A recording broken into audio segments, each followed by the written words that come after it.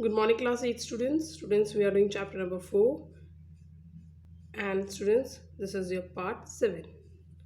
What happened to the shifting cultivators? Students, we have read that there was a tribal community who used to do the shifting cultivators. Means whenever they used to go from one place to the another in search of food to grow crops, and they this is known as shifting cultivators. The Britishers were uncomfortable with the group who move about and did not have a fixed home. Britishers were very uncomfortable with them because they were not having, they really should move from one place to another.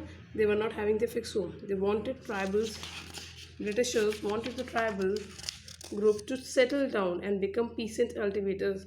They wanted them to become a peasant cultivators. Settled peasants were easier to control and administer than people who were away, always on the move.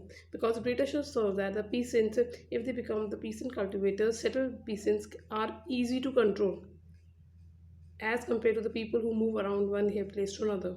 The Britishers also wanted a regular revenue sources of the state for the state, so they introduced land settlement.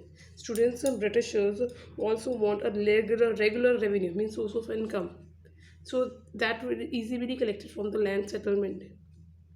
That is, they measures the land, define the right to, of each individual of that land, and fix the revenue demand for the state. Some peasants were declared landowners. Students, Britishers that time fixes the revenue demand from the state.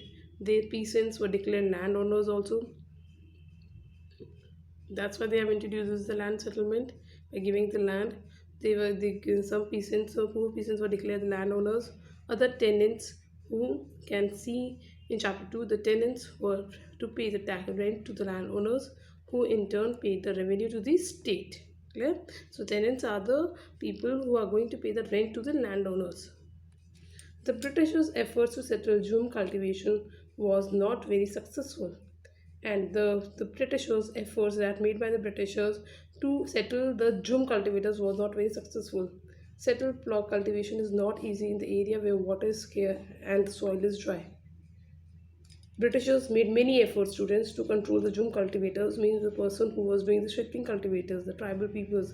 But this is very difficult because the places where the water is scarcity of water, there was scarcity of water and the soil was dry. In fact, jhum cultivators who took up block cultivation often suffered since their fields did not produce good yields.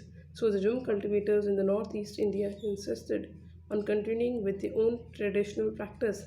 Facing widespread protest, the Britishers had to ultimately allow them to right to carry out shifting cultivators in some parts of the forest.